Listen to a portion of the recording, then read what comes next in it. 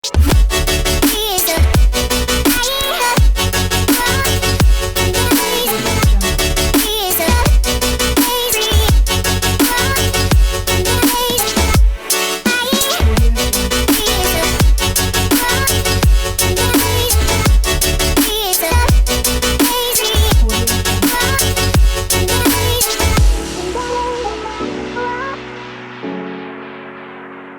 Jungle.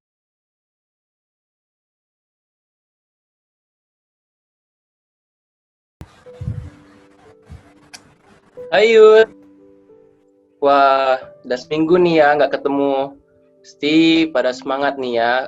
Kita hari ini bakal belajar bareng lagi nih sama anak-anak muda yang diberkati Tuhan. Nah, tapi sebelum kita mulai, kita doa bareng dulu ya. Jadi semua boleh siapkan hati. Kita bakal doa dulu.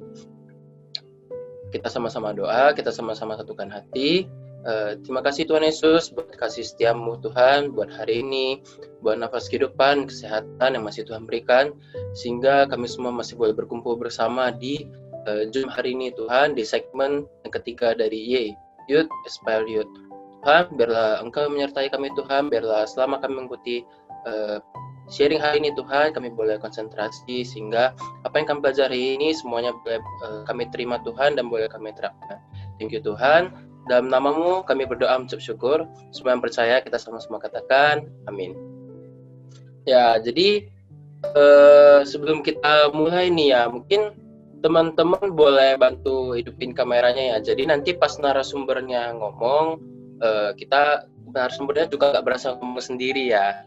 Ini kita dari segmen 3 ya, dari Youth, Aspire Youth. Jadi sama seperti yang saya bilang minggu lalu nih, kalau sebagai anak muda kita harus saling menopang satu sama lain. Nah, kalau minggu lalu kita udah belajar tentang pentingnya pendidikan, bahas soal pengalaman kerja, kemudian peluang-peluang dalam usaha, kemudian hal-hal yang harus dihindari ketika kita memulai membuka sebuah startup. Nah, hari ini kita belajar hal baru lagi nih, mengenai investasi yang gak kalah seru dengan topik minggu lalu. Nah, hari ini kita bakal ditemani oleh Ko Yasin Santoso, biasa dipanggil Ko Ayau. Nah, hari ini Ko Ayau akan sharing mengenai investasi. Nah, teman-teman juga semuanya pasti penasaran ya. Jadi, kita nggak usah nunggu lama-lama lagi, kita langsung sambut Ko-nya aja. Halo. Oke, halo Ko. Halo semuanya. Iya, gimana kabarnya Ko? Ya, baik. Oke, Ko tadi aku bilang ke teman-teman kalau Koko biasa akrabnya dipanggil Ko Ayau, tapi aku tetap nanya balik nih, Koko enaknya dipanggil apa nih? Iya, memang kebanyakan panggilnya Ko Ayau sih, gitu. Oke, jadi aku panggilnya juga Ko Ayau aja ya. Iya, boleh. Oke. Nah, jadi sesuai dengan topik kita hari ini ya, Koko hari ini kan mau bahas mengenai investasi ya. Temanya juga back to basic investment. Nah, jadi dari Koko sendiri kita mau nanya nih soal ke investasi ya, mengenai investasi itu apa sih dan kenapa kita harus investasi. Jadi ini aku nanya duluan nih Ko. Jadi investasi itu sebenarnya apa sih Ko dan kenapa kita harus investasi? Nah, investasi itu adalah investasi itu kegiatan yang dimana kita menyisihkan sebagian dari dana penghasilan kita untuk kita tabung. Nah, biasanya kan kita tahu itu kita tabungnya di tabungan, kita tabungnya di mungkin ya di kantong lah, kalau mungkin masih AOG ya mungkin ibaratnya ada celengan gitu ya mungkin ya. Nah, jadi investasi itu adalah tabungan untuk yang masa depan kita. Nah, kenapa harus investasi? Karena diri kita ini, fisik kita ini tidak bisa terus-terusan bekerja sampai kita mungkin menginjak di umur 60, mungkin kita menginjak umur 70, apakah di usia setua itu lagi kita masih bisa bekerja gitu. Nah, jadi sebagai kita yang masih muda-muda ya, kalau bisa lebih baik itu kita investasi, sisihkan dana kita untuk disimpan untuk pensiun gitu. Oke, nah jadi daripada bingung juga ya, uangnya udah disisiin, udah dapat mungkin terima gaji, nggak tahu mau dikemanain uangnya, daripada cuman dibiarin gitu aja dan nggak berkembang, lebih baik kita sisihkan untuk investasi ya, Ko ya. Iya, benar. Oke, nah Koko hari ini kan kita belajar mengenai investasi ya. Mungkin dari Koko bisa jelasin ke teman-teman juga, kan investasi ada banyak nih aku. Mungkin hari ini Koko bekal berjelasin investasi ke bagian yang mana satu. Nah, jadi gini, investasi itu banyak. Nah, sebelumnya kita lihat dulu dari total penghasilan kita per bulannya itu, kita harus bagi dari total penghasilan 100% kita harus bagi. Ya, pastinya 10% itu untuk perpuluhan. Nah, berarti sisa 90% itu kita harus bagi. Mungkin untuk yang kewajiban berapa persen, nanti yang untuk dana-dana yang untuk tiba-tiba lah ibaratnya gitu, mungkin untuk kesehatan, asuransi dan sebagainya berapa persen. Nah, untuk yang investasi itu biasanya itu di angka 10-15%. Nah, tapi kalau lebih baik lagi kalau bisa sih 20% gitu. Nah, jadi investasi itu banyak ya yang bisa diinvestasikan. Ya, satu mungkin properti tabungan ya paling 1,5% lah gitu per tahunnya. Nah, di deposito itu ya 5-6% per tahun. Reksadana juga sama 6-8%. Nah, ada lagi obligasi, ada surat hutang negara dan lain-lain, masih banyak lagi. Nah, yang paling benefit itu adalah di saham. Itu return per tahunnya itu kalau bisa itu di atas 10-30%, bahkan ada yang per tahunnya itu 100% gitu. Oke. Berarti tadi jenis-jenisnya ada banyak ya, Ko ya. Ada properti, ada tabungan deposito, ada reksadana, ada saham. Tapi biasanya yang sering diinvest oleh masyarakat awam itu kebanyakan saham ya, Ko ya. Enggak juga sih. Jadi saham ini adalah investasi yang returnnya tinggi tapi resikonya juga tinggi. Ya mungkin bagi kita kalau resiko tinggi, kebanyakan kalau resiko tinggi itu kan kita takut ya gitu. Nah jadi bisa sih, harus dipelajari bagaimana kita membeli saham, bagaimana kita harus menilai suatu perusahaan itu bagus gitu.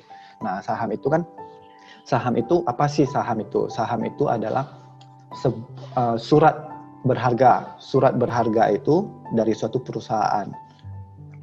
Jadi perusahaan sebelumnya saham itu adalah di mana kita membeli sebagian dari perusahaan-perusahaan terbuka. Nah, kalau di Indonesia itu adalah nama yang induknya itu adalah IHSG, Indeks Harga Saham Gabungan, di mana di bawahnya itu banyak perusahaan-perusahaan terbuka yang listing, yang mendaftar untuk mendapatkan dana masyarakat supaya perusahaan-perusahaan terbuka tersebut dapat berekspansi, dapat mengembangkan perusahaan-perusahaan yang mereka kembangkan supaya lebih berkembang lagi, dan kita sebagai masyarakat bisa menilai perusahaan ini adalah perusahaan yang bagus gitu. Nah, jadi ya jujur, ketika kita membeli saham, kita nggak boleh asal-asal beli, kita harus melihat. Nah, contohnya kalau sekarang ada sekitar 600 perusahaan terbuka yang listing di Bursa Efek Indonesia. Banyak perusahaan, contohnya salah satu perusahaan yang terbuka, ya kita tahu, kita pasti banyak menabung di bank. Nah, bank yang kita tahu juga, bank BCA, BRI, Mandiri, itu semua ada sahamnya, ada listing di Bursa Efek Indonesia. Nah, mungkin setiap hari kita yang yang tahu ini, yang sering-sering makan Indomie. Nah, Indomie yang kita makan itu juga adalah salah satu perusahaan yang terbuka. Perusahaan yang listing di Bursa Efek Indonesia. Ada lagi, kalau teman-teman sering jalan-jalan ke Podomoro, nah itu juga adalah perusahaan terbuka, bagian di sektor properti. Nah, setiap kali banyak sih perusahaan rata-rata setiap hari yang kita lihat itu, produk-produk yang kita lihat itu adalah perusahaan-perusahaan yang terbuka gitu. Nah, pastinya kita pagi bangun mau mandi, mau gosok gigi, kita pakai Pepsodent kan. Nah, Pepsodent itu adalah produk dari Unilever. Unilever itu ada perusahaan yang terbuka juga gitu. Nah, perusahaan yang listing di Bursa Efek. Nah, mungkin contohnya sekarang kita lagi Zoom nih. Kita butuh internet kan? Kita butuh internet. Nah, internetnya ini kan banyak provider. Ada yang Telkomsel, ada yang XL, ada yang Indosat. Nah, itu perusahaan-perusahaan juga adalah perusahaan yang listing di Bursa Efek. Jadi banyak sih yang banyak, bahkan kebutuhan sehari-hari kita itu juga adalah kita ambil produknya itu adalah dari perusahaan yang terbuka gitu. Oke, mereka dapat dana ya, dananya itu bisa dikembangkan mereka mungkin untuk operasional perusahaan tersebut ya. Iya benar. Oke. Nah jadi hari ini kan kita bahasnya lebih ke sahamnya ya, Ko ya. Benar. Oke, nah kalau biasanya nih aku ya kan aku mundur balik nih aku. Sebelum kita mulai untuk nabung ke sisikan untuk saham, biasanya kan beberapa kita ini kan ada yang kayak nggak bisa atau mungkin mau bagi uangnya nih misalnya 5 sekian. Tadi Koko awal bilang ya ada mau bagi berapa untuk mungkin 10-an, kemudian bagi untuk simpanan atau dana arja dan kemudian bagi untuk investasi sisanya ya. Lebih kurang tadi Koko bilang 10%, 15% ya aku ya.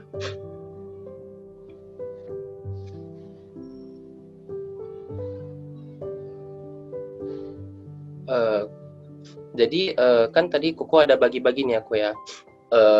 Sekian persen untuk mungkin aku mau nanya mungkin lebih ke maksudnya cara baginya ya mungkin buat teman-teman kan ada yang masih bingung mungkin karena mungkin udah pengen investasi nih tapi mungkin masih ragu karena mungkin untuk pembagiannya mungkin belum tepat kali ya. Maksudnya mungkin dalam pembagiannya misalnya dia punya terima income sekian. Nah, jadi mau bagi untuk untuk investasi tapi dia mungkin ragu nih karena mungkin dia maksudnya orang ini ragu kayak aku mau invest tapi dananya cukup gak ya, nanti takutnya aku udah masuk ke invest ternyata aku perlu uang gitu.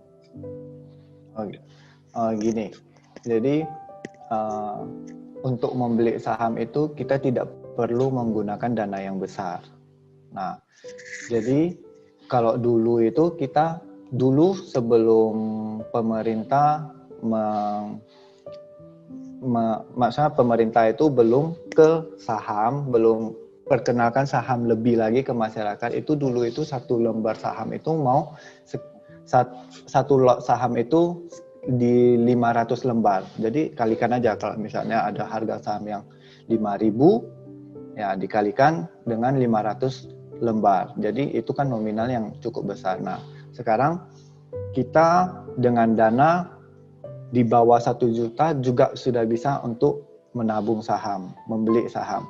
Nah, mungkin dalam 1 bulan kita sisihkan nih 100.000, bisa kita untuk membeli satu saham.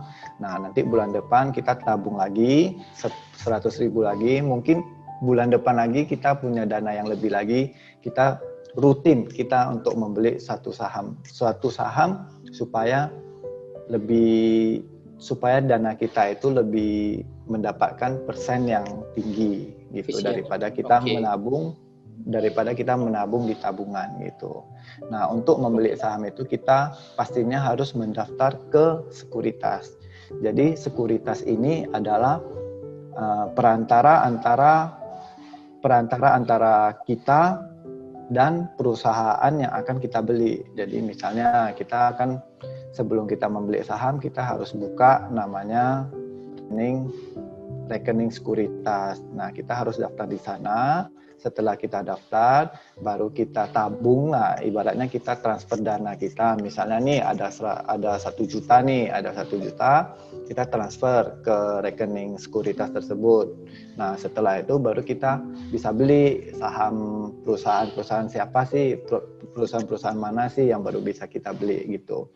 Nah, ketika kita udah beli pun, ya walaupun satu lot pun sudah bisa beli sih. Nah, jadi ketika kita sudah beli, kita ini sudah bagian dari perusahaan tersebut. Kita harus benar-benar melihat perusahaan ini adalah perusahaan yang bagus gitu. Oke, tapi tadi untuk memulai kita nggak mesti harus punya dana yang udah banyak dulu untuk memulai ya, Ko. Jadi Iya, benar. sisihkan sebagian aja, mulai udah bisa untuk investasi ya, Ko ya. Iya, benar. Oke. Jadi bahas lebih dalamnya nih aku. Kalau misalnya kita melakukan investasi nih dan di bagian saham, benefit dari investasi di pasar saham itu kira-kira ada apa aja ya, Ko, benefit? Nah, benefitnya itu adalah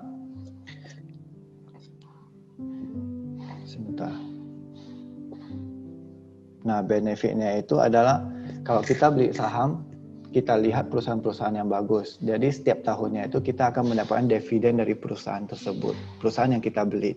Contohnya adalah perusahaan, mungkin teman-teman kalau bisa, saya ambil satu contoh itu adalah Bank BCA mungkin ya. Bank BCA itu dia setiap tahunnya itu tetap dia ada bagikan dividen. Nah, dividennya itu kita akan dapat per tahun dengan catatan kita memiliki saham tersebut. Kita tetap ada memiliki sahamnya. Jadi dalam 1 tahun mau 10 tahun kita udah beli, kita nggak jual, setiap tahunnya itu kita akan dapat dividen. Nah, dividennya itu kalau mungkin yang BCA itu mungkin nggak besar mungkin sekitar 1-2%. Nah, tapi yang kita harapkan itu adalah di capital gain. Capital gain itu apa sih? Capital gain itu adalah selisih harga saham yang dulu kita beli dan harga sekarang. Contohnya misalnya saham A di harga 1.000 kita beli. Nah, setelah 1 tahun kemudian, 2 tahun kemudian, harga sahamnya naik menjadi 1.500. Nah, berarti kan ada selisih 500. Nah, 500 ini adalah namanya capital gain di luar dividen yang kita dapatkan per tahun gitu. Nah, itulah benefitnya untuk kalau kita invest di saham. Nah, tapi saya akan share satu foto sedikit di mana nanti teman-teman bisa lihat sih. Nah, kalau kita investasi saham, apa sih yang kita dapatkan? Nah, di sini kita bisa lihat di Bank BCA itu kode sahamnya itu adalah BBCA. BBCA itu di tahun 2016 itu di harga 13.750 per lembar. Nah, di awal tahun 2020 itu sudah naik di harga 3.500. Jadi capital gain-nya itu sekitar 154% selama 5 tahun. Jadi kalau kita punya dana di tahun 2016 kita beli, simpan sampai 5 tahun kemudian, nah dana kita itu akan ada penambahan 154%. Nah, contohnya kedua nih, di PT Mak Dynamic Indonesia ini adalah salah satu perusahaan yang berasal dari Sumatera Utara yang memproduksi sarung tangan. Nah, di tahun 2017 ini dia baru listing. Nah, harganya itu per lembar 250. Di tahun 2020 itu sudah naik di harga 780. Capital gain-nya itu 212% selama 3 tahun. Nah, kalau Indofood, ICBP ya perusahaan semua tahu ya, Indomie itu semuanya dari Indofood. Nah, di tahun 2012 itu harga per lembarnya itu hanya 2.700, tapi tahun 2020 sekarang udah di harga 11.375 di tahun 2000 awal ya. Kalau sekarang, kalau di harga sekarang itu kalau nggak salah di harga 10 ribuan. Memang ada penurunan karena kan ada kondisi di mana kita tahu ini adalah COVID ya, pandemi. Jadi itu akan mempengaruhi sih. Nah, dan itu capital gain-nya itu 321% selama 9 tahun. S Hardware yang suka jalan-jalan nih ke mall pastinya kan. Nah, S Hardware juga ada sahamnya. Yaitu di 2017 itu di 835 per lembar, tahun 2020 itu 1.570 per lembar. Nah, capital gain-nya itu selama 3 tahun ya lumayan ya, 33%. Kalau kita bagikan per tahun sudah di angka 20-an% juga ya mungkin ya. Nah, yang Unilever ini adalah perusahaan yang sangat konsisten, di mana perusahaan ini memproduksi setiap kebutuhan kita. Yang seperti saya bilang ya, sabun mandi, pasta gigi, semuanya Unilever. Nah, di sini ini adalah tahun 2006 itu 835 per lembar, sedangkan di tahun 2020 udah di angka 7.925 harga saat ini. Tapi di awal tahun 2020 itu dia pernah di angka 11.000. Nah, kalau di angka 7 ribuan aja capital gain-nya itu 849%. Tapi selama 14 tahun gitu. Nah, jadi kita gimana?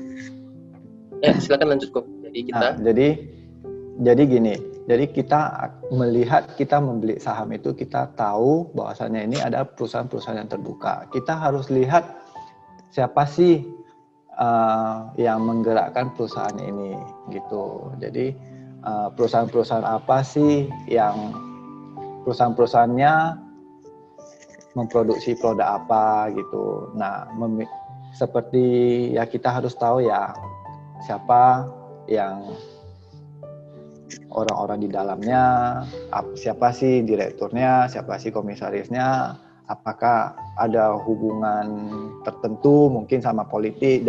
Jadi jauhkan saham-saham yang berhubungan dengan politik gitu.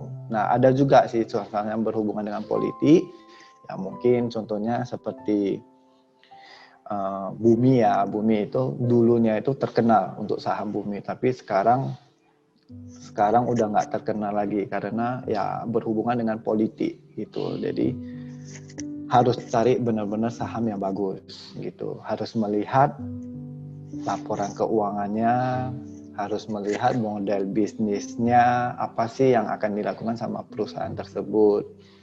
Nah, itu sih yang harus kita lihat. Nah, jadi tadi aku rangkum nih aku ya. Jadi aku rangkum balik. Tadi sebelum kita invest, yang hal-hal yang harus kita perhatikan pun banyak aku ya, dari faktor-faktornya, terus laporan keuangannya, terus gimana perusahaannya itu mungkin dari segi produk dan gimana mereka ketika banyak hal ya. Maksudnya tadi yang Koko sebutkan ya, maksudnya hal-hal yang harus kita perhatikan sebelum kita mulai investasi di suatu perusahaan tersebut. Nah, kemudian tadi Koko juga udah bahas ya mengenai benefit dari ketika kita misalnya melakukan investasi saham di salah satu perusahaan. Tadi dari Koko bilang ada 2 capital gain. Jadi dividen ini tergantung perusahaannya. Iya. Berarti aku ya, kalau mereka ada bagiin kita dapat return, tapi kalau misalnya mereka tahan berarti tetap tertahan ya. Benar. Mungkin itu tadi berhubungan dengan ketika kita beli mungkin di harga sekarang, kemudian di beberapa tahun kemudian kita jual harganya udah beda dari situ. Gimana, boleh diulang sebentar? Nah, tadi mengenai benefitnya. Benefitnya tadi kan Koko bilang bagi the dividen sama capital gain. Ya, tadi maksudnya di bagian capital gain itu yang akan datang mungkin harga dari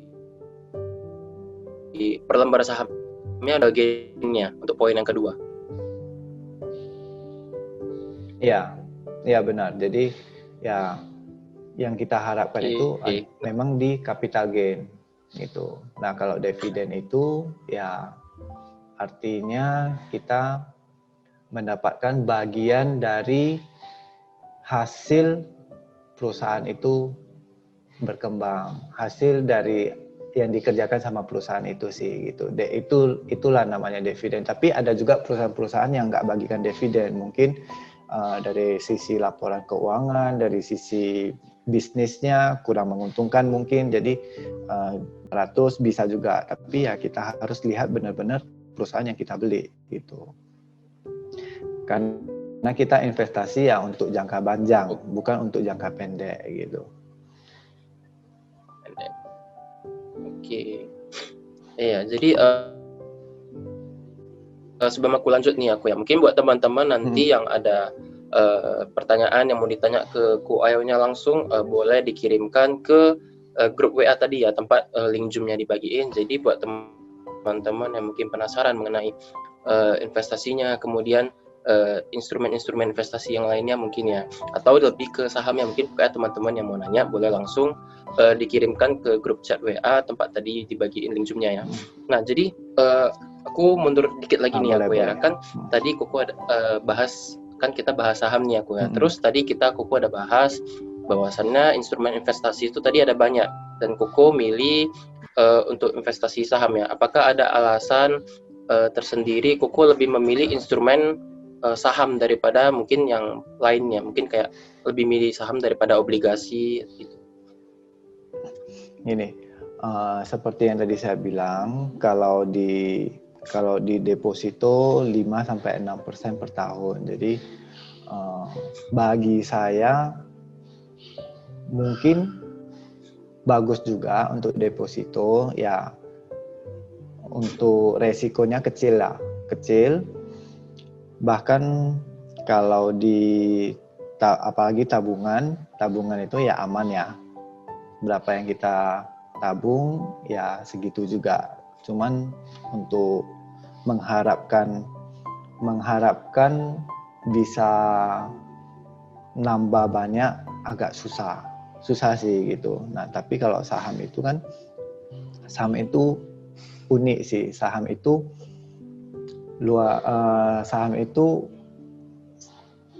kita dapat returnnya itu bisa sampai 10-30% per tahun. Nah tapi kita nggak bisa melihat saham itu, oh saya harus 1 bulan nih dapat 10%, 1 bulan nih saya harus dapat di angka 20%. Tidak bisa, karena saham itu selalu berubah-berubah harganya, bisa naik, bisa turun, bisa naik, bisa turun. Jadi yang bisa kita lihat itu adalah, yang bisa kita lakukan itu adalah membeli saham paling oke itu ya mungkin 6 bulan. Kita harus beli saham, simpan 6 bulan, habis itu baru kita jual lagi gitu. Oke, berarti sama kayak yang Koko bilang di awal juga tadi berarti ya. Nah, terus kita kan tadi ada sempat bahas nih aku ya, di bagian hal-hal yang harus diperhatikan sebelum investasi. Mungkin Koko boleh jelasin langsung lebih rinci lagi ya, hal yang harus kita perhatikan sebelum mulai investasi di pasar saham. Nah, jadi sebelum kita investasi di pasar saham, pertama itu kita harus lihat diri kita ya. Karena di saham ini karena high risk, high return ya, emosi harus kita terkendali ya. Pengalaman saya bagikan sedikit pengalaman saya. Jadi dulu itu waktu pertama kali mau beli saham, pertama kali beli saham, investasi di saham itu, saya asal-asal beli. Jadi temen bilang apa kita beli, temen bilang apa kita beli. Jadi alhasil yang saya beli itu semuanya turun, artinya rugi gitu. Nah rugi. Jadi pelan-pelan saya pelajari, pelan-pelan saya lihat model bisnisnya, pelan-pelan saya baca prospek apa sih yang akan dilakukan sama perusahaan ini. Alhasil saya lihat pelan-pelan saya cari saham-saham yang bagus. Nah, untuk membeli saham, untuk menganalisa saham itu ada 2 analisasi. Jadi satu adalah analisa fundamental, satu lagi adalah analisa teknikal. Di mana analisa fundamental itu adalah analisa yang berhubungan dengan semua aksi, semua laporan keuangan perusahaan tersebut. Nah, di sana kita bisa baca di mana sih kita akan dapat laporan keuangan. Kalau sekarang udah gampang sih, tinggal buka aja di Google Bursa Efek Indonesia, cari aja laporan keuangan perusahaan, contohnya perusahaan S Hardware, tulis aja laporan keuangan perusahaan S Hardware. Nah, nanti itu di sana akan terlihat dan tinggal download aja sih, tinggal baca. Bagi teman-teman yang mungkin kedepannya akan kuliah manajemen untuk bagian keuangan, itu semuanya ada gitu. Nah, di sana mungkin asetnya berapa, revenue-nya berapa, laba kotornya berapa, biaya operasionalnya berapa, laba bersihnya berapa. Nah, untungnya berapa, dia bagi dividennya berapa. Nanti dari sana bisa nampak sih, bisa kelihatan apakah perusahaan ini bagus atau enggak gitu. Itu adalah analisa fundamental. Kedua itu adalah analisa teknikal. Analisa teknikal itu adalah analisa di mana kita melihat histori pergerakan saham dari tahun-tahun lalu, tahun-tahun kemarin. Lihat sih dari analisa teknikal. Nah, biasanya saham-saham yang bagus itu adalah saham-saham yang setiap tahunnya itu mengalami kenaikan. Ya, contohnya ya seperti BBCA. BBCA itu adalah perusahaan bank ya, perusahaan bank di mana dia setiap tahunnya itu ada kenaikan. Ada kenaikan berarti kenapa sih ini BBCA ini naik terus? Nggak ada turun-turunnya, bulan turun sekali atau gimana? Karena sebagai masyarakat yang membeli saham tersebut melihat bisnis yang dijalankan sama Bank BCA ini adalah bisnis yang menjanjikan, bisnis yang setiap tahun itu menguntungkan. Jadi sebagai kita yang akan membeli sahamnya itu yakin bahwasanya perusahaan ini adalah perusahaan memang yang bagus. Perusahaan ini adalah perusahaan yang berkembang. Nah, contohnya lagi seperti Indofood. Itu kan perusahaan yang setiap hari itu memproduksi kebutuhan kita. Artinya kita selalu memakai produknya mereka.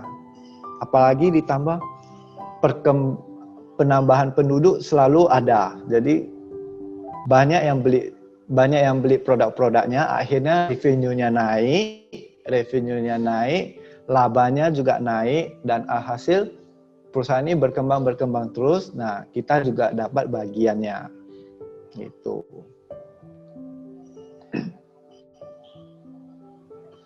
Oke, berarti tadi aku bagi ya dari diri sendiri ya, diri sendiri juga harus dikontrol. Emosi ya, terutama mungkin untuk pemula biasa kadang nggak tahan ya, ada uang mungkin pengen beli ini, pengen beli itu, semua pengen dibeli ya ya. Ya, jadi ya kita harus benar-benar bisa mengontrol diri kita harus bisa menahan emosi kita supaya kita ini tidak boleh terpancing sama pergerakan saham gitu. Nah, oke. Intinya itu ya kita beli,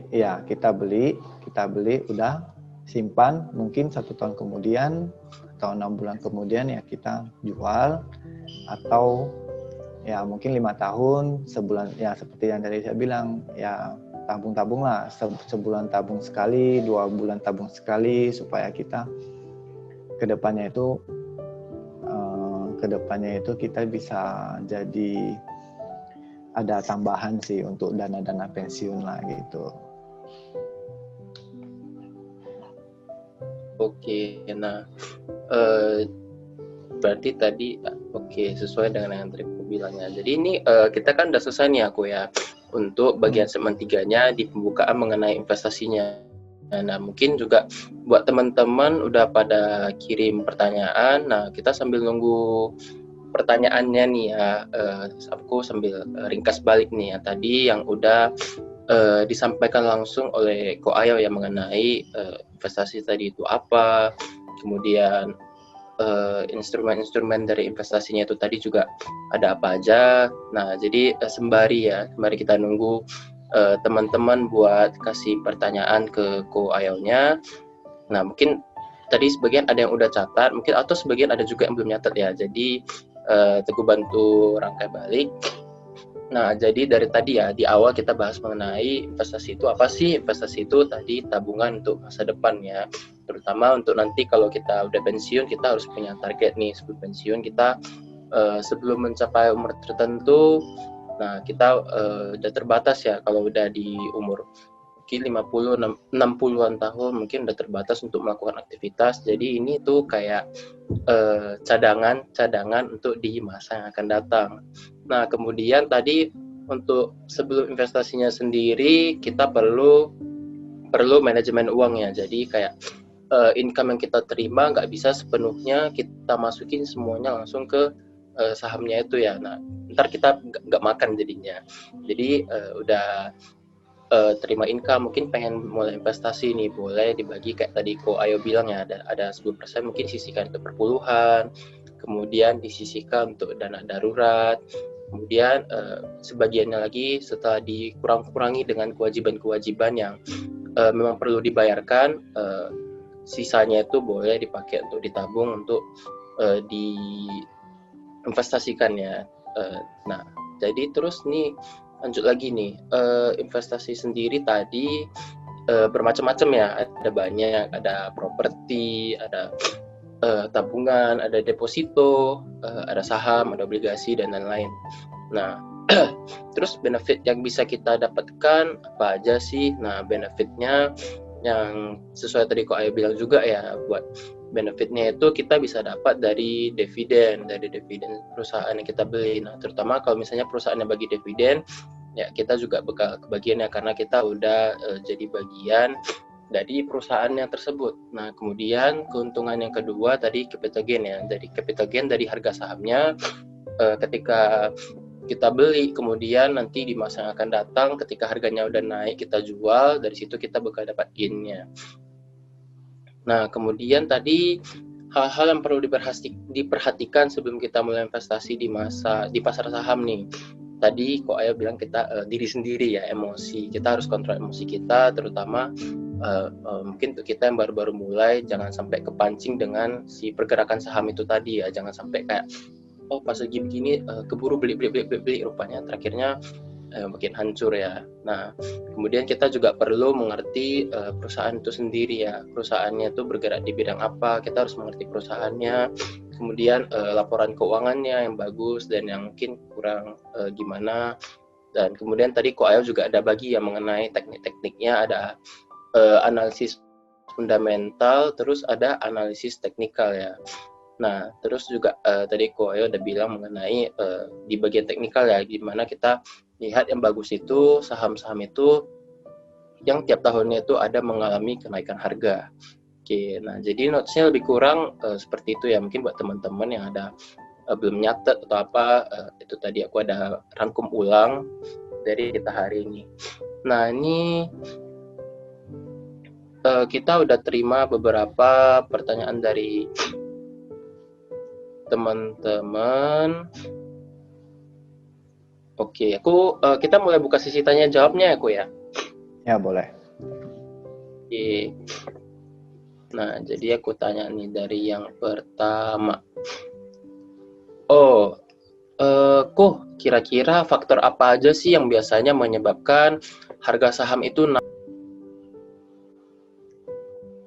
Nah, faktor apa yang menyebabkan harga saham naik atau turun. Nah, itu kita tahu harga saham itu yang selalu bergerak di hari Senin sampai hari Jumat ya. Nah, satu faktor itu bisa jadi dari aksi koperasi, aksi dari perusahaan, itu satu. Kedua itu adalah dari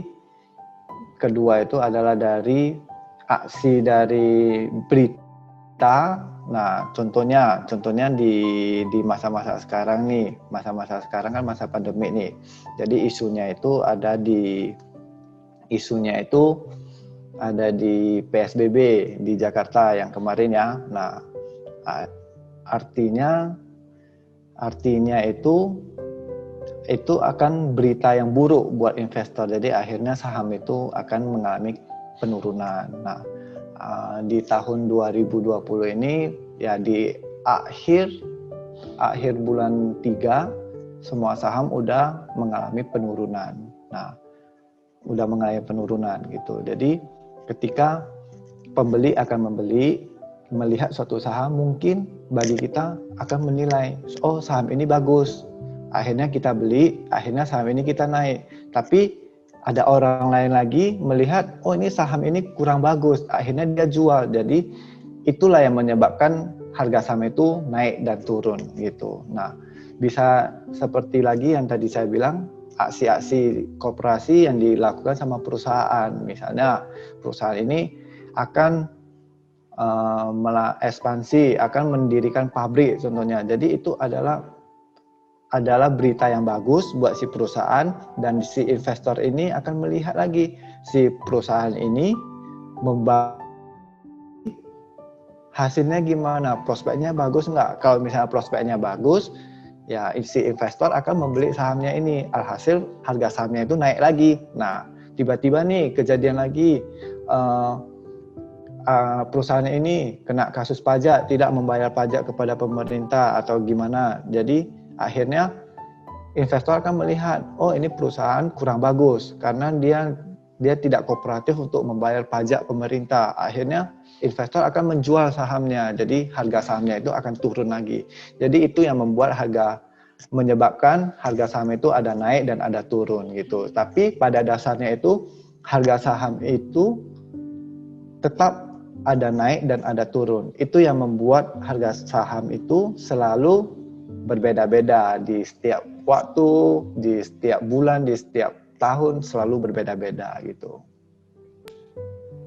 Oke, jadi tadi aku nangkap di akhirnya juga pada dasarnya memang ada naik dan turun ya Ko ya, tapi memang dipengaruhi lagi dari beberapa aksi ya, ada dari aksi si perusahaannya atau mungkin ada dari aksi si investornya ya Ko ya.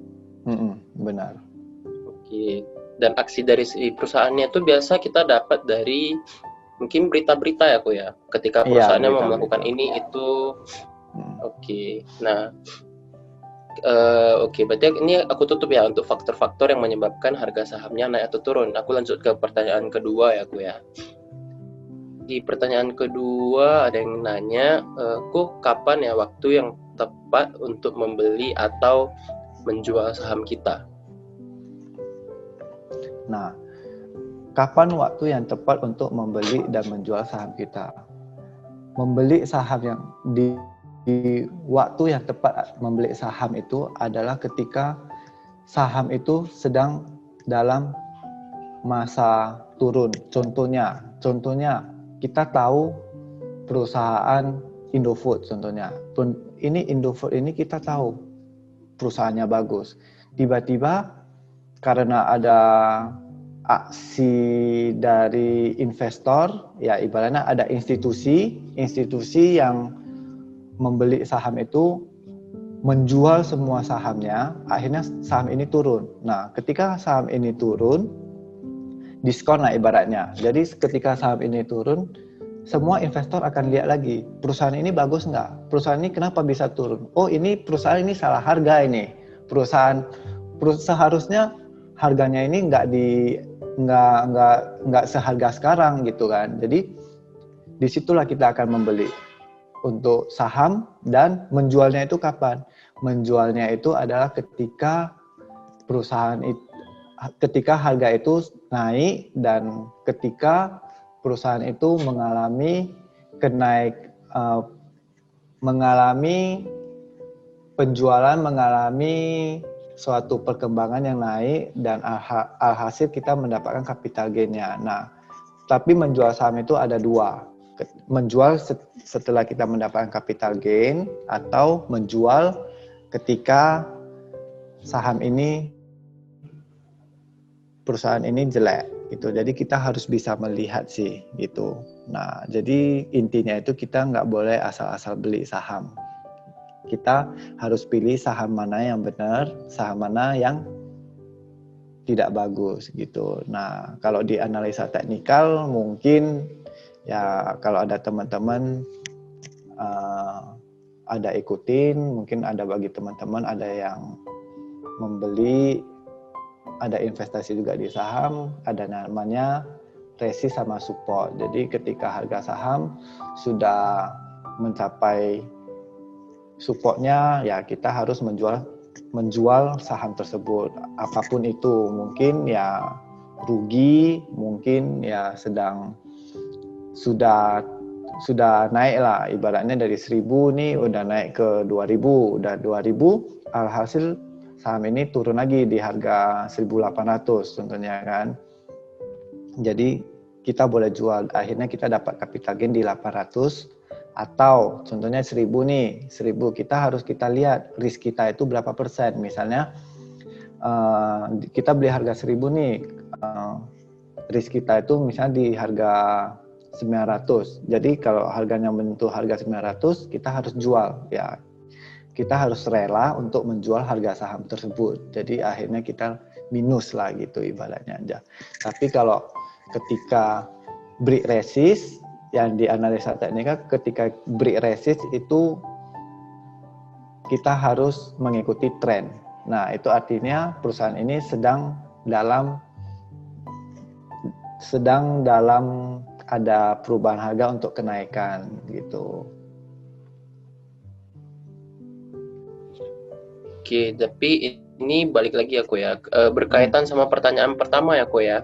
Ada hubungannya dengan aksi dari si investor itu tadi ya. Ada hubungannya dengan pertanyaan pertama tadi di faktor-faktor. Iya, benar. Jadi nah, ya terus, contohnya seperti contohnya sekarang ini kan kita tahu isunya COVID ya, isunya COVID, dan lagi ada isu ada berita bahwasanya bilang nih si vaksinnya ini udah dapat nih dan akan diproduksi di Indonesia. Nah, yang diproduksi di Indonesia itu adalah perusahaan pemerintah ya, contohnya si Kalbe Farma, Kimia Farma. Jadi saham itu lagi dilirik itu, sekarang lagi dilirik dan lagi ada gejolak lah di harga di saham yang berhubungan dengan farmasi gitu. Semua ini adalah ada kita lihat sih bahwasanya aksi-aksi apa sih yang sedang dilakukan sama perusahaan tersebut gitu. Oke, berarti itu boleh dibilang termasuk lihat tren juga nggak sih, Ko? Iya, kalau secara teknikal kita lihatnya tren. Kalau lagi bullish, kalau trennya lagi naik, ya kita harus ikutin. Tapi kalau trennya sedang turun, ya kita harus jual supaya kita nggak mengalami kerugian gitu. Nah, tapi kalau kita harus, jadi gini sih, jadi kita harus lihat tipe kita itu adalah gimana. Investasi saham itu kita mau kemana sih? Mau jangka panjang atau jangka pendek gitu. Kalau jangka panjang ya walaupun harganya sedang turun ya biarin aja. Ketika turun, oh ini lagi murah nih, beli aja gitu. Nah, oh ini lagi murah nih, harga lagi turun ya kita beli. Ya ibaratnya jadi saham ini ibaratnya kita seperti berbisnis lah, ya. Kita mau jualan nih satu produk, contohnya kita bilang produk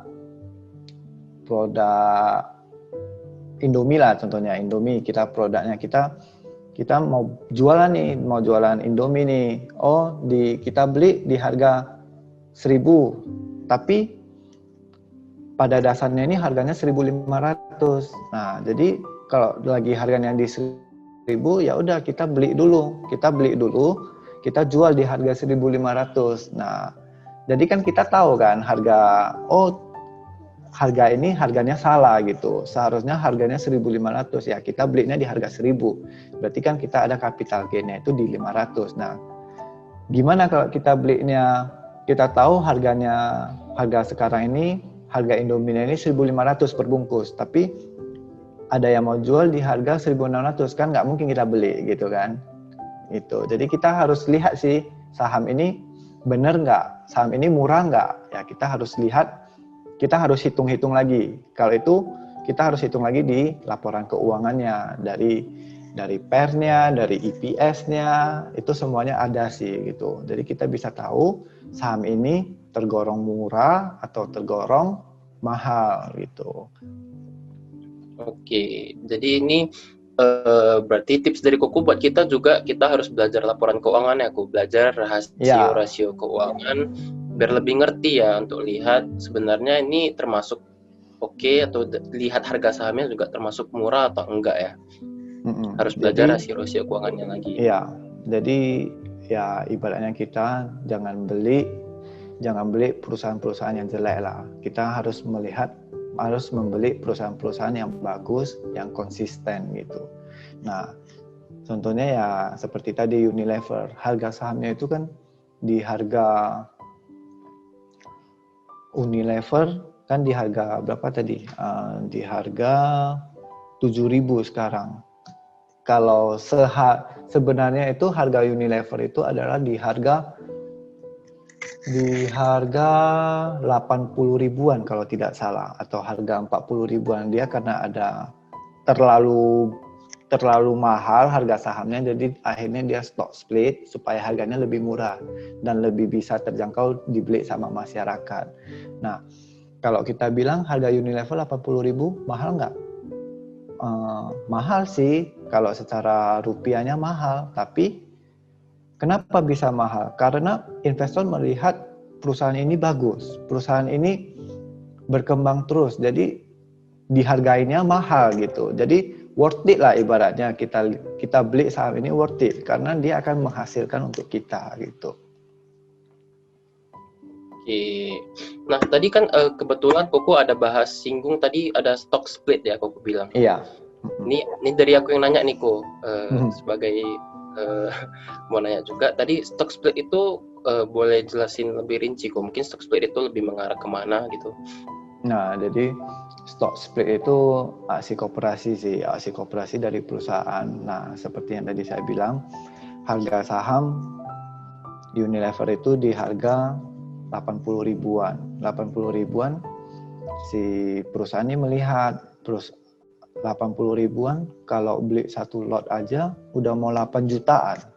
Gimana kalau misalnya bagi orang-orang yang dananya itu kecil, bagi dana orang-orang yang nggak sanggup beli ini satu lot 8 jutaan. Jadi apa sih yang mau dilakukan? Artinya akhirnya dia mengambil keputusan untuk stock split. Mungkin 1:5, 1:10. Jadi misalnya kalau dia 1:10 ya 80 ribunya dibagi menjadi satu lembarnya 8.000 gitu, supaya kita bisa terjangkau lah ibaratnya kita beli. Nah, itu untuk stock split. Tapi jumlah lembar sahamnya itu udah akan bertambah lagi gitu.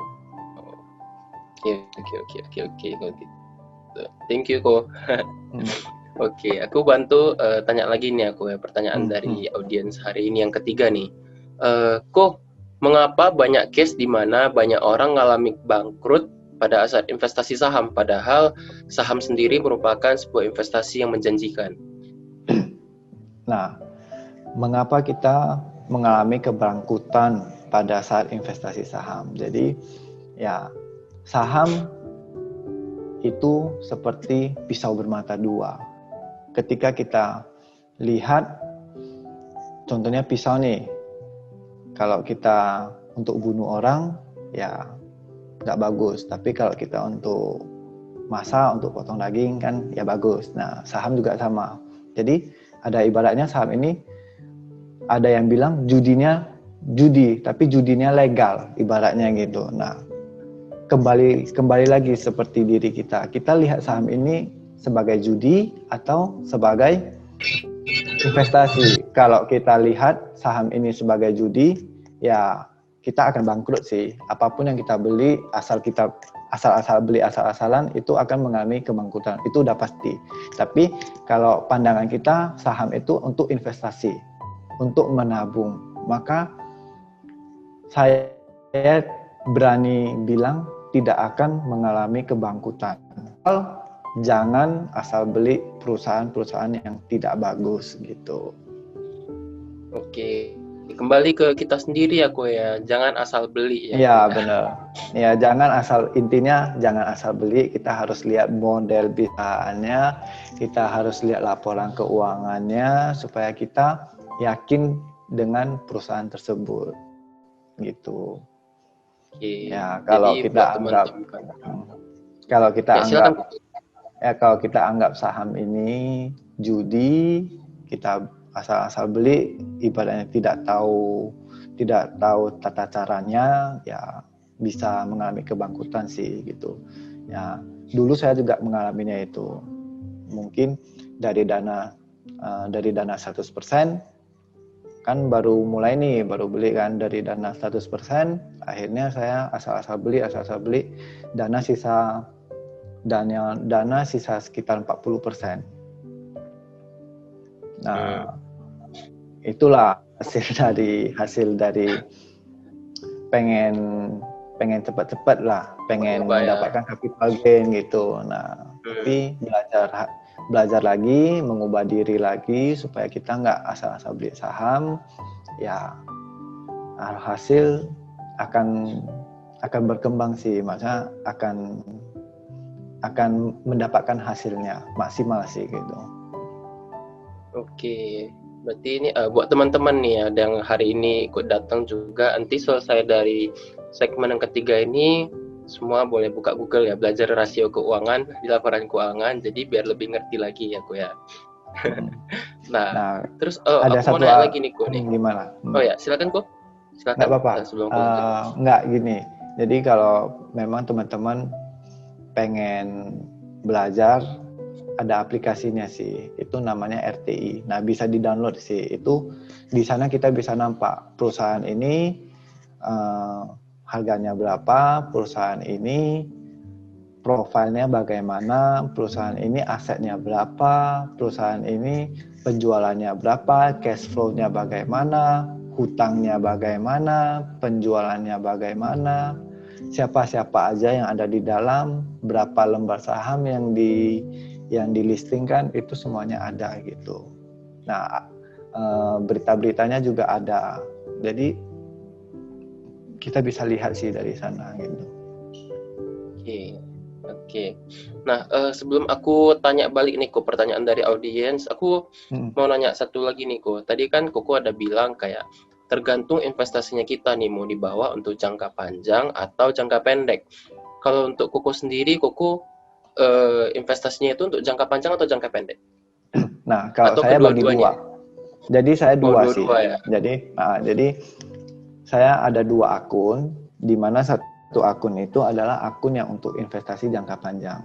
Artinya kalau saya ada punya dana lebih, saya beliin aja sahamnya gitu. Saya simpan sampai bertahun-tahun gitu. Nah, mungkin bulan depan ada berapa lagi ya, tinggal saya tambah lagi gitu.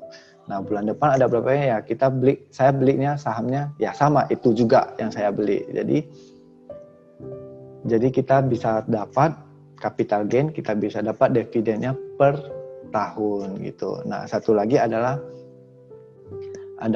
di mana yang saya akun ini adalah ikutin tren yang secara teknikal. Jadi teknikal sama fundamental saya ada dua-duanya. Yang fundamental itu pastinya jangka panjang, yang satu lagi yang teknikal. Yang teknikal inilah yang sering saya pakai gitu. Nah, yang teknikal ini kita lihat ikutin tren. Kalau trennya lagi naik, ya kita ikut. Kalau trennya lagi turun, ya kita nggak ngapa-ngapain. Nah, contohnya yang seperti bulan 3 kemarin, kan sudah tahu nih beritanya COVID kan. Nah, saya udah keluar. Saya saya nggak ada trading lagi untuk yang jangka pendek, tapi yang investasi yang jangka panjang itu tetap ada. Walaupun harga turun, ya udah saya biarin aja. Gitu. Nah, tapi kalau yang jangka menengah lah, jangka pendek, jangka menengah itu 3 bulan, 2 bulan, 6 bulan gitu. Jadi saya ikutin tren sih gitu. Oke. Berarti Koko untuk investasinya ada 2 ya Koko ya. Ada untuk jangka panjang dan ada jangka pendek ya Koko ya. Jadi yang jangka panjang itu pastinya yang saya harapkan itu adalah dividennya gitu. Dividennya. Okay. Ya kalau misalnya harganya 1.000 turun jadi 900 ya nggak ada masalah sih. Tapi kan kita ada dapat dividen dari perusahaan tersebut gitu. Nah, tapi tahun keduanya gimana ya nanti kita akan lihat model bisnisnya lagi gitu. Oke, nah ini sebelum aku baca pertanyaan lagi nih, mungkin buat teman-teman yang ada mau nanya lagi nih ya, boleh dikirimkan terus di WA, di grup WA tadi. Jadi pertanyaannya nanti bakal aku tanya lagi ke Kukunya langsung nih. Jadi selagi ada waktu ya buat teman-teman yang penasaran dengan investasi ini sendiri, jadi boleh ya, mumpung ada waktu nih, mumpung ada Kukunya juga, jadi semua boleh ditanya nih. Oke, jadi aku akan lanjut lagi nih ya untuk pertanyaannya. Oke.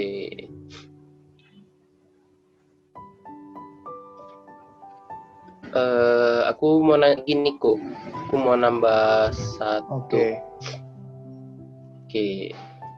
Sembari aku sambilan ya. Kok aku mau nanya nih, aku udah ada beli saham di masa COVID di sektor properti, obat, GoFood, dan bank. Jadi yang mau saya tanya, ketika masa PSBB Jakarta dan Indonesia di lockdown, rata-rata saham turun dan apakah yang harus kita lakukan sedangkan dana sudah tertahan ketika membeli di harga sebelumnya?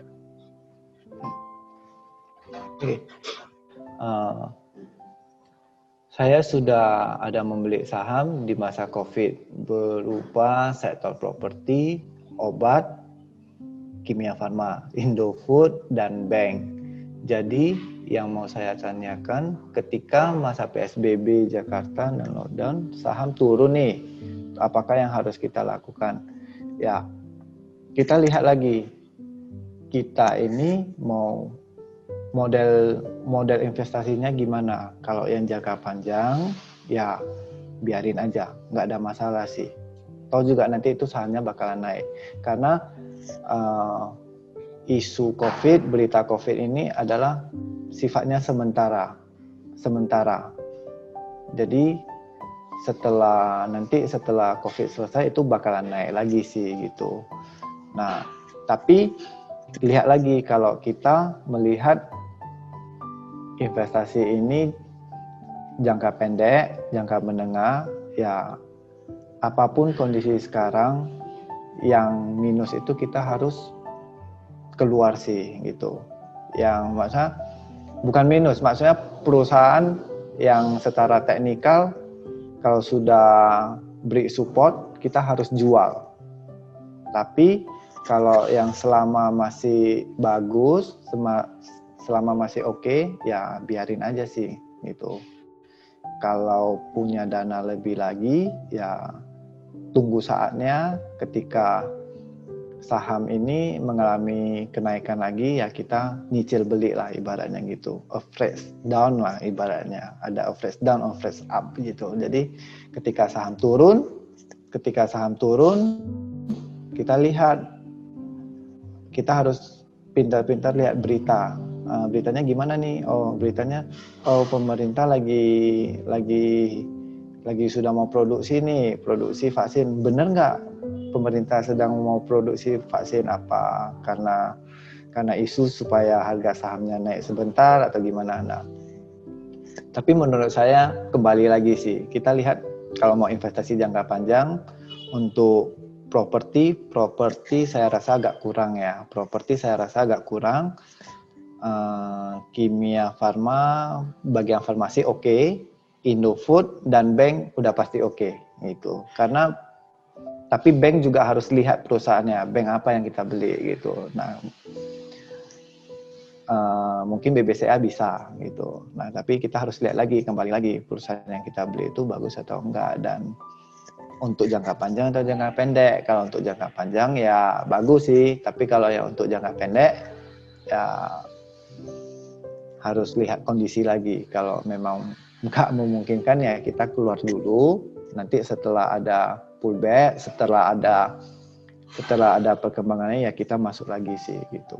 Itu kalau yang sudah jangka menengah, jangka pendek itu udah lebih ketat.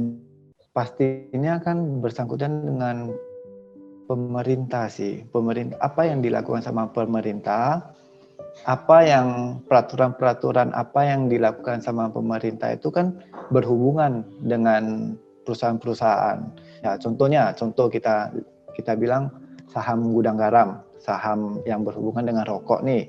Ya, kalau tidak salah sebelum masa-masa Covid tahun lalu ya kalau nggak salah ya, pemerintah membuat peraturan akan menaikkan pajak rokok, pajak cukai rokok. Nah, artinya akan mempengaruhi si perusahaan gudang garam ini. Artinya ya investor melihat, wah ini kurang bagus nih. Tiba-tiba si pemerintah menaikkan cukai rokok kan. Jadi penjualan mungkin akan menurun. Jadi harga saham itu turun gitu. Nah, tapi turunnya itu ya sementara gitu. Itu hanya berita aja, berita. Tapi kembali lagi, kalau sahamnya itu bagus, dia akan kembali lagi ke harga normalnya ibaratnya gitu. Oke. Nah, oke. Aku lanjut lagi nih ya pertanyaannya. Pertanyaan ke berapa ini? Pertanyaan yang kesekian. Kau mau bertanya, Ko Yasin lebih prefer trading atau investing Ko, dan apa alasannya? Thank you. Lebih prefer trading atau investing? Lebih prefer trading atau investing? Kalau Bergantung ya. Kembali lagi, tergantung. Kondisi. Harus berhikmat dulu. Berhikmat dulu. Kita maunya investasi atau trading gitu. Kalau saya lihat yang harus kita lakukan itu pastinya harus investing sih, investing. Karena investing itu kan ya supaya kita mendapatkan dana nanti di saat kita sudah pensiun gitu. Nah, investing itu perlu, investasi itu penting supaya ada tabungan lah. Apalagi kan kita ini kan usia akan bertambah terus ya, dan akan menikah dan akan punya anak, dan sampai suatu saat kan kita juga nggak bisa mengandalkan anak kita juga kan. Jadi kita hasilnya gimana? Ya dari investasi lah. Saya ada dana sekian nih. Nah, mau jalan-jalan, mau gimana? Ya kita bisa sih gitu. Misalnya ya kita rindu nih, kita pengen nih jalan-jalan ke Korea contohnya kan. Berapa sih untuk dana ke Korea? Misalnya dana ke Korea itu sekitar 20 jutaan per orang nih contohnya kan.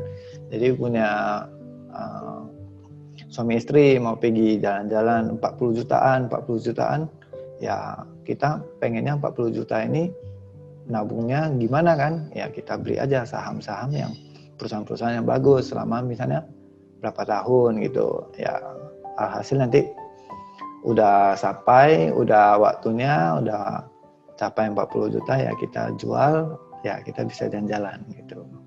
Oke. Mantap ya. Jadi kita ke jangka panjang ya Ko ya. Untuk investasinya. Oke, aku lanjut lagi nih Ko. Ko, bagaimana cara memilih perusahaan sekuritas yang baik untuk kita berinvestasi nantinya? mau nanya sekuritasnya nih kok. Oke, sekuritas. Jadi banyak sih perusahaan-perusahaan sekuritas di Indonesia. Contohnya dari bank sendiri juga ada, bank BCA juga ada, bank Mandiri juga ada. Dari bank rata-rata ada sih untuk sekuritasnya. Dari swasta juga ada. Nah, perusahaan-perusahaan sekuritas yang bagus itu perusahaan-perusahaan yang di mana itu kita lihat di dalam, kalau kita punya platformnya saham itu kita akan lihat di dalam itu banyak perusahaan sekuritas. Nah, yang kita lihat nih perusahaan yang banyak sih, yang maksudnya perusahaan yang banyak nasabahnya gitu, banyak nasabahnya. Kebetulan kalau saya ada di dua, ada satu di Bank Mandiri, satu lagi ya di Mirai gitu. Di Mirai ini yang saya lakukan ini di Mirai itu adalah yang untuk jangka pendek sih, jangka menengah. Tapi kalau yang Mandiri yang untuk investasi gitu. Rata-rata bagus sih, rata-rata sekuritas bagus dan kita harus lihat terkenal nggak sekuritas ini. Kalau terkenal ya kita beli. Bukan kita beli, maksudnya kita daftar. Tapi kalau tidak terkenal ya tanya-tanya dulu, searching dulu lah ibaratnya kan, Google ada tuh kan, ini perusahaannya gimana nih, sekuritasnya ini pasti nggak, artinya kan kalau kita buka sekuritas ini kan kita menaruh sebagian dana kita di sekuritas gitu. Nah si sekuritas ini benar nggak untuk mengelola dana kita gitu. Berarti kita cari info-info dulu ya kok, yang mengenai sekuritas yang ada yang terdaftar di OJK ya. Oke. Nah terus kalau nggak salah juga kan untuk tiap sekuritas kalau nggak salah beda-beda peraturan juga ya kan ya kok ya. Iya, untuk benar. Mungkin ketika dana pas beli jualnya, untuk hal-hal lainnya semuanya beda-beda ya kok ya. Benar. Oke, ini pertanyaan terakhir kok. Kok apa aja sih indikator penting dalam laporan keuangan perusahaan yang harus kita perhatikan pada saat membeli saham? Laporan keuangan berarti indikator yang perlu dilihat di laporan keuangan. Ya, berarti kan ke analisa fundamental ya. Jadi yang harus kita lihat itu adalah di EPS, di PR-nya, di DPR-nya, dan di ROE sama ROI-nya. Nah, mungkin teman-teman bingung juga kan apa itu EPS. EPS itu adalah earning per share. Jadi earning per share-nya itu artinya laba dari per lembar saham. Jadi kalau EPS-nya naik, EPS-nya bagus ya kita harus lihat. Kita harus lihat dulu. Misalnya nih harga sahamnya per lembar Rp100 nih. EPS-nya berapa? EPS-nya 10. Oh, berarti kan 10% nih kan. Oh, berarti EPS-nya bagus gitu. Nah, kalau DPR-nya kita harus lihat debt rasionya. Artinya rasio hutangnya itu gimana DPR-nya gitu kan. Bagus nggak? Hutang rasionya itu bagus nggak gitu. Nah, terus lagi kita lihat dividen yield-nya. Dividen yield-nya itu per tahunnya berapa persen. Kalau misalnya rata-rata, kalau bisa sih cari dividen yield-nya itu di atas 5%. 5% itu kan udah setara deposito juga kan. Deposito misalnya deposito 6% nih, kita dapat saham yang dividen yield-nya itu di angka kita bilang 5,5%. Memang kurang 0,5% ya, tapi kan kita akan dapat capital gain-nya gitu. Jadi harus lihat sih labanya, penjualannya per kuartal. Kalau laporan keuangan itu kan keluarnya itu kan per kuartal. Jadi 1 tahun itu 4 kali gitu. Nah, kita harus lihat per kuartalnya itu akan mengalami kenaikan enggak gitu. Labanya itu gimana, biayanya itu besar enggak gitu, biayanya itu, hutangnya itu besar enggak gitu. Jangan-jangan asetnya besar, asetnya banyak tapi hutangnya banyak gitu. Ekuitasnya itu dikit. Ekuitasnya dikit artinya perusahaan ini nggak bisa memutar uangnya lah ibaratnya gitu kan. Itu. Oke, berarti iya kembali ke rasio keuangan juga ya, ya. Balik ke rasio keuangan. Jadi hari ini teman-teman udah selesai, boleh baca-baca rasio keuangan ya, belajar-belajar rasio keuangan. Jadi lebih ngerti pas baca laporan keuangan yang disediakan oleh si perusahaannya tersebut ya, ya. Oke, jadi ini kita udah close untuk sesi pertanyaannya. Nah, aku mau ke teman-teman nih ya. Thank you buat Ko Aya udah jawab pertanyaan dari teman-teman, termasuk juga pertanyaan dari Teguh sendiri tadi ya. Nah, buat teman-teman juga hari ini kita belajar banyak ya dari tentang pentingnya investasi, kemudian benefit dari kita investasi, dan terus hal-hal yang harus dihindari mungkin tadi ya. Ko Aya juga udah bagi tips-tipsnya untuk kita semua. Nah, sebelum kita hari ini mau akhiri segmen yang ketiga nih, kita mau foto bareng dulu nih. Jadi teman-teman boleh hidupin kameranya ya.